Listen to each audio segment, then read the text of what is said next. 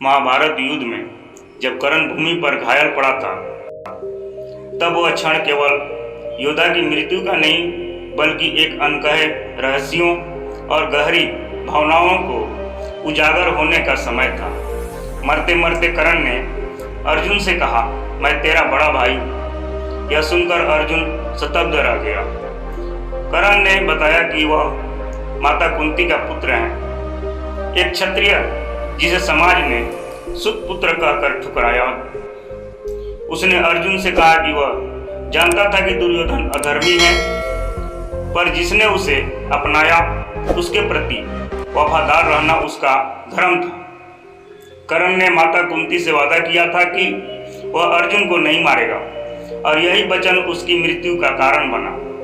अंत में वह दुख के साथ कहता है, काश समय पर मुझे अपना गया होता तो मैं पांडवों का सबसे बड़ा रक्षक होता। उस दिन अर्जुन ने न केवल अपने भाई को खोया बल्कि जीवन भर के अपराध बोध को भी पाया। महाभारत युद्ध का एक अत्यंत था। वह क्षण केवल वीर गति का नहीं बल्कि कई गुण रहस्यों और गहन भावनाओं के उद्घाटन का समय भी था।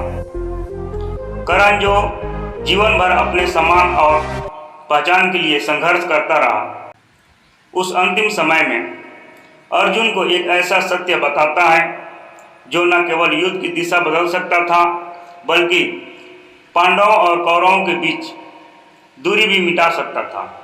वीडियो में आगे बढ़ने से पहले हमारे चैनल को लाइक सब्सक्राइब जरूर करें।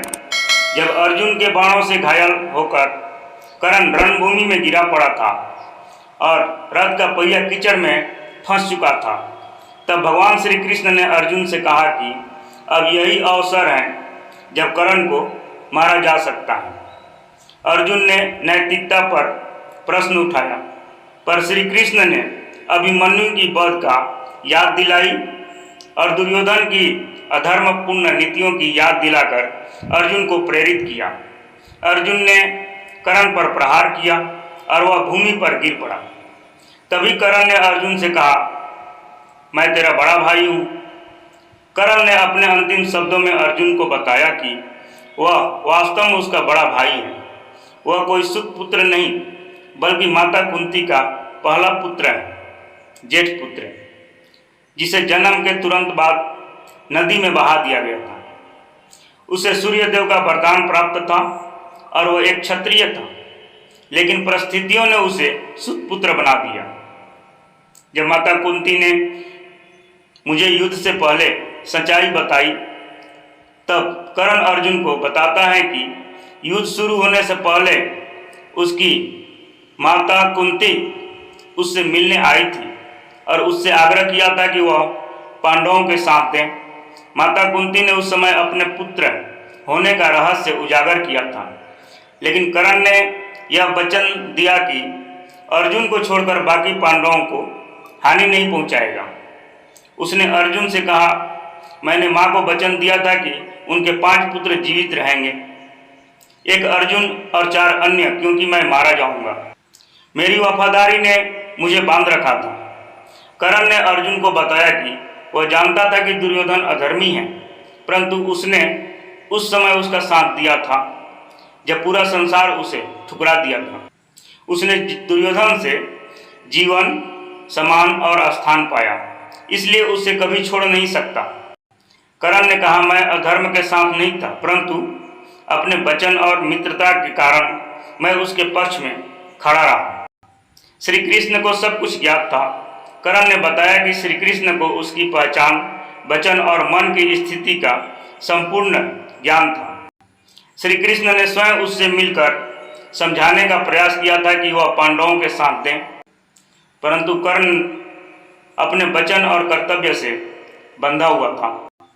वह जानता था कि वह युद्ध में मारा जाएगा, फिर भी उसने धर्म और वफादारी के बीच वफादारी को चुना।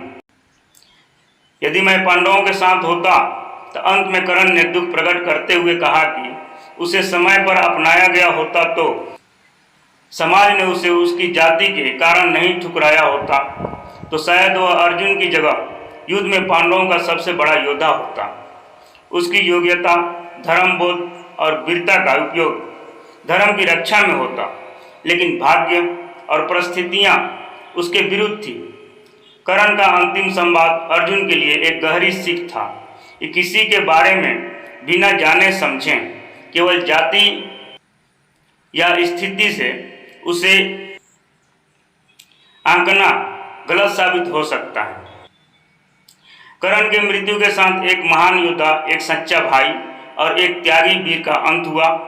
अर्जुन उस सत्य को जानकर जीवन भर अपराध बोध में रहा और पांडवों की विजय में भी उसे अपूर्णता का बोध बना रहा।